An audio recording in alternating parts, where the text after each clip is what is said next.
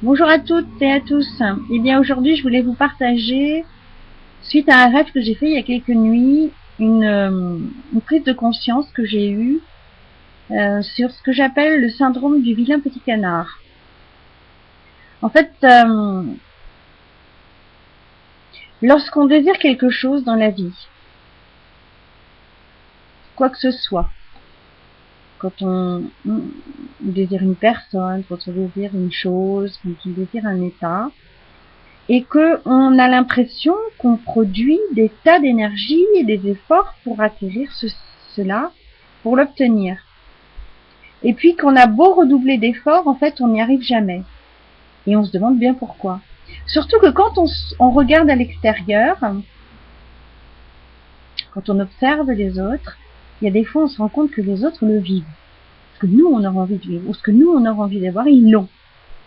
Et donc on se demande, mais pourquoi pas moi? Et pourquoi j'y arrive pas? Ça fait tellement de temps que je l'espère, ça fait tellement de temps que je donne de l'énergie à ça fait tellement de temps que je bataille. Et là, en fait, il y a une colère qui s'installe des fois. Et pourquoi pas moi? Il y en a marre. Et après, il y a comme une injustice, un découragement.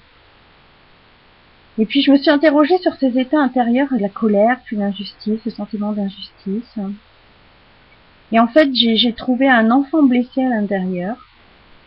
L'enfant blessé qui a l'impression, à force de regarder à l'extérieur et de voir des choses qui se réalisent pour les autres, mais qui pour lui ne se réalisent pas, il a l'impression qu'il a été mis au rebut, dans un placard, la mise au placard, et qu'en fait, d'une certaine mesure, en fait, il est puni, donc voilà, mis à l'écart, puni, et que s'il n'arrive pas à obtenir ce dont il désire, c'est parce que il n'est pas digne de cette chose-là, ou justement, il n'est pas digne, ou il est puni, donc il ne l'aura pas. Et effectivement, ça provoque une grande frustration, une grande colère, des grandes injustices, sentiments d'injustice. Et surtout, ça nous prend énormément d'énergie en tant qu'enfant intérieur parce qu'on a l'impression, on se dit, mais pourquoi je suis enfermée? Pourquoi je suis dans ce placard? Pourquoi j'ai pas droit à ça? Pourquoi j'arrive pas à obtenir ça? Et pourquoi? Et en fait, on se rend aussi coupable. Enfin, on a la sensation à un moment donné d'être coupable parce qu'en cherchant cette fameuse raison, pourquoi nous pouvons obtenir les choses que l'on a souhaitées et pourquoi on voit à l'extérieur qu'elles se réalisent pour d'autres. En fait, on a l'impression d'avoir été puni et de n'être pas digne de cette chose-là, de ne pas pouvoir l'obtenir parce qu'on n'en a pas, on n'est pas assez digne, on est puni. Et donc on va chercher pendant longtemps, ça peut durer un sacré moment, on va mettre de l'énergie en se demandant et en cherchant, mais pourquoi je n'ai pas le droit? Qu'est-ce que j'ai fait? Qui fait que? Qu'est-ce que je n'ai pas fait? Qui fait que ça en est là? Et donc du coup, voilà pourquoi j'appelle ça le syndrome du vilain petit canard, parce que on a l'impression vraiment d'être à l'écart, d'avoir été puni, de ne pas être digne d'eux. Et en fait, tout ça, ça vient d'une grande mésestime de soi. Ça peut durer très longtemps, ça peut être un clivage et un comportement qui peut durer très longtemps et nous habiter pendant très longtemps, de nombreuses années.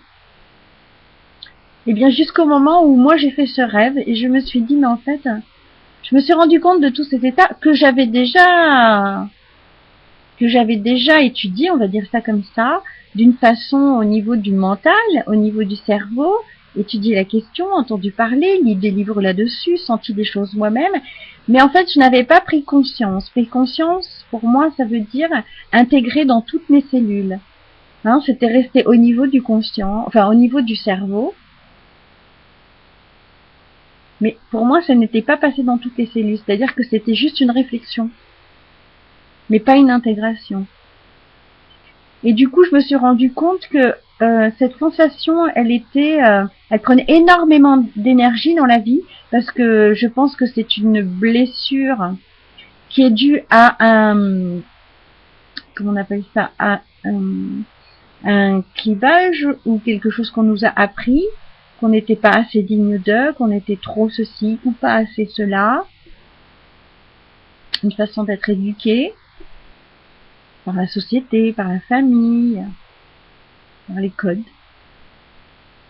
Et du coup, voilà, en prenant conscience de ce mécanisme-là, de ce petit enfant à l'intérieur blessé qui passe par des sentiments de colère, d'injustice, de frustration, voilà, que tout ça, ça touchait l'estime de soi. Et puis, là m'est apparue, en fait, ce qui est génial, la solution. La solution, c'est apparu sous la forme d'une malle au trésor. En fait, ce que j'ai compris, c'est que chaque être humain avait sa propre malle au trésor. Que sur cette malle, il y avait inscrit le nom de la personne à qui elle appartenait. Que cette malle au trésor était inviolable par quiconque en dehors de son propriétaire, qu'elle était à l'infini, remplie à l'infini de tout ce que l'on désire, de tout ce que l'on souhaite, de tout ce que l'on rêve, de tout ce que l'on imagine, qui nous appartient, qui appartient à l'être propre, et que donc personne ne peut toucher à cette malle et toucher au trésor, et que nous sommes tous riches, chacun avec notre malle et ce qu'elle contient, et ce qu'elle contient nous appartient totalement, dans l'idée que personne ne peut le toucher, mais en même temps que c'est à nous de la remplir. À nous de la remplir avec voilà, nos désirs, nos rêves, notre imagination, notre amour de nous-mêmes aussi, dans le sens où comprendre que tout ce qui est dans la malle, tout ce que j'ai décidé de mettre dans la malle, qui vient de l'intérieur de moi-même et qui est pour moi-même, m'appartient et est ma propre création. Et donc à partir de ce moment-là, ça peut rassurer énormément l'enfant intérieur de se dire que déjà il a un énorme pouvoir créateur, parce que avec cette malle, quand il ouvre cette malle, il peut y trouver tout ce qu'il veut, tout ce qui lui fait du bien, tout ce dont il a besoin, tout ce qui lui est vital, tout ce qu'il souhaite, et que ceci lui appartient intrinsèquement, avec son nom marqué dessus, que ce qui se trouve dans la malle est aussi riche que ce qu'il y a dans la malle des autres, que aucune malle n'est plus riche qu'une autre, parce que autant d'êtres humains, autant de malles, autant de contenu dans ces malles différentes, parce que nous sommes tous des êtres humains différents et que nous n'avons pas les mêmes aspirations, les mêmes objectifs, et que donc chaque malle est unique, au même titre que son propriétaire. Et que chaque malle ne peut être utilisée que par son propriétaire et pour son propriétaire. Et qu'à partir de là, en fait, c'était un grand outil, que cette malle au trésor était un énorme outil, à condition, bien sûr, d'avoir assez d'estime de soi pour pouvoir un jour ouvrir cette malle, considérer qu'elle existe déjà, ouvrir cette malle et bien vouloir regarder à l'intérieur déjà. Parce qu'en fait, nous avons été élevés d'une façon qui fait que nous regardons sans arrêt ce qui est dans la malle des autres. Nous comparons sans arrêt ce que contient la malle des autres avec ce que contient notre propre malle. C'est-à-dire que comme nous avons les yeux rivés sur la malle des autres, nous voyons rarement notre malle.